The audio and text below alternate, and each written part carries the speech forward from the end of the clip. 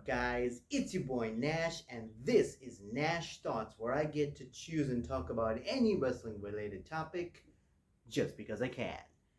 And I know what you're thinking. Yes, I've got a haircut, and yes, this video is very late, but hey, you know what? Sometimes life happens. But you know what? I finally got around to watching NXT's Halloween Havoc 2021 special edition 2 hour episode. And I gotta say, man, there's a part of me that feels dissatisfied and incomplete. And then there's a part of me that feels like, okay, we had some good matches, so maybe I shouldn't be feeling upset. But I don't know, man. I don't feel like it hit, but it did at the same time. It's hard to describe. Let me just get into it. So, if you guys recall last week's Nash Thoughts, I gave my predictions. Like I said, there were 6 matches advertised on the card.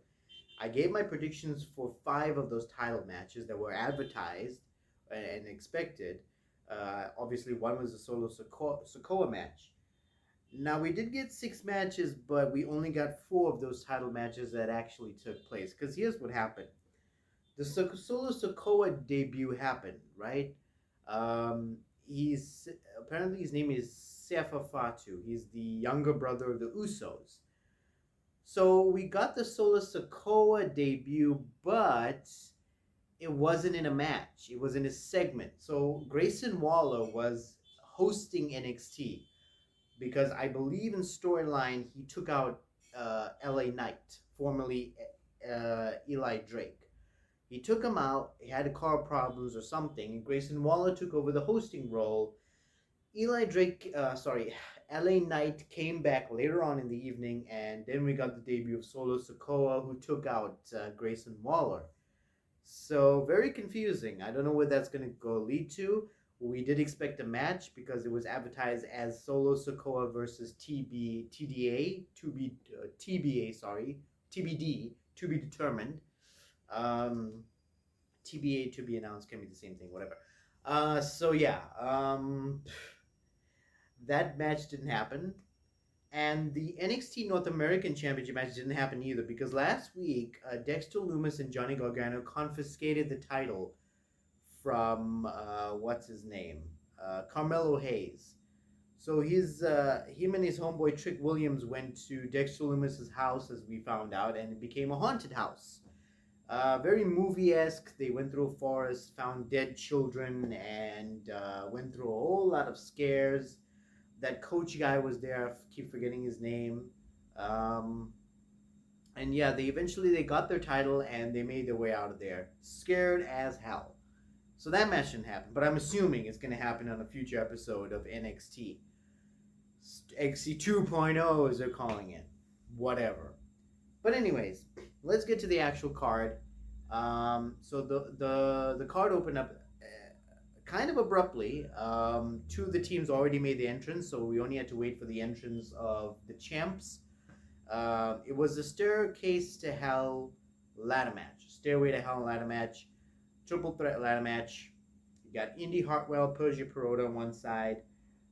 Gigi Dolan and JC Jane, I'm getting used to the names, from Toxic Attraction on the other side. And you have the champs, the NXT Women's Tag Team Champions, Io Shirai and Zoe Stark. Very good match. Let me just say that. Very amazing spots, unique moves. Not so unique, but good moves, hard hitting, high flying, good spots there and there everywhere. There was a nasty spot, a very, very nasty spot where Io Shirai fell into a ladder and it didn't break. I think they expected the ladder to break. We heard the crunch, but the ladder didn't snap. And Io landed very awkwardly. I hope she's okay. I hope she's not really injured. Indy Hartwell looked very concerned. I really think, I don't know if that was out of character or if it was part of the storyline, but I guess we're going to have to wait and find out and see. So anyways, as I correctly predicted, Gigi Dolan and JC Jane of Toxic Allure climbed up the ladder and knocked Indy Hartwell off, and they are now the NXT Women's Tag Team Champions, so that's a point in my favor. I got that prediction right. Very good match. I'm going to give this match Nash ratings of 4 stars. Solid match. Delivered, and it was satisfying. Then we got well, the segment where Grayson Waller was presenting NXT's Halloween Havoc. Joe Gacy came out, complained as usual that, the Halloween should be more inclusive. I really don't know what he meant by that or what he wants. And then he went on to defeat Malik Blade in about, let's see, 2 minutes, 10 seconds. Pointless match, could have been put on another episode, didn't need to be on a special episode of Halloween Havoc, but, that's what we got. Then we had the Diamond Mine coming out. BFAB with his, he had Ivy, he issued an open challenge for anybody on the NXT roster to face whomever they wanted from the Diamond Mine, whether that be Ivy Nile, the what is it? Those brothers. I keep forgetting their names. Brutus and Julius. What are their names? Just give me. Oh, the Creed brothers. Sorry. Yeah, Creed brothers and the NXT Cruiserweight Champion Roderick Strong. And Odyssey Jones answered the open challenge, came out, and the match was made with Roderick Strong non-title, because obviously Odyssey Jones does not fit the cruiserweight mold. He's well over the weight limit, as you can tell. So it was non-title. Roderick Strong picked up the win after the Creed brothers interfered in the match and cost Odyssey Jones. So that's another throwaway match that could have been put on another episode of NXT. Didn't need to be on the Halloween episode. We could have easily gotten instead the title match. I understand they wanted to do a movie-esque Halloween horror movie type of vignette, but you could have done that with another superstars. There was so much superstars. You didn't have to put throwaway matches on a show like this. I'm a bit upset. I'm very upset about that. And this match was only 3 minutes and 56 seconds. Why? Why? That's my question. Why? When you advertise other matches, you put these matches and then you just throw away the others into segments. I know, I get the elongation. You want to elongate the stories, make them run over more weeks, but come on. You could have put better matches in this. We get our next title match of the night. Mandy Rose versus Raquel Gonzalez. Not Diaz, like I said in the previous video. I corrected myself. Raquel Gonzalez. The reason I kept saying Raquel Diaz is because when NXT first started, way back when, in like 2012, when they rebranded, Eddie Guerrero's daughter was wrestling as Raquel Diaz. So I guess that's just stuck in my memory. But it's Raquel Gonzalez, the NXT Women's Champion, defending against Mandy Rose. This was a spin the wheel, make the deal match. She went on stage, she spun the wheel. We got Chucky's choice. As expected, Chucky was actually in a lot of the vignettes throughout the night. He was like a recurring theme. I guess because, there was a Chucky series starting on USA Network right after NXT. So I guess that's the reason for that. Chucky's choice was a trick or street fight. So here's the thing. I get it. Halloween theme, right? Trick or street fight. It's a street fight match. No countouts, no disqualifications, but pinfalls must occur in the ring. Now, I know this has been a rule since forever for street matches, but I've never understood. It's a street fight. Why? I get it. Okay, falls count anywhere is when falls count anywhere, but it's a street fight. Why can't falls count anywhere for this too? It's a street fight.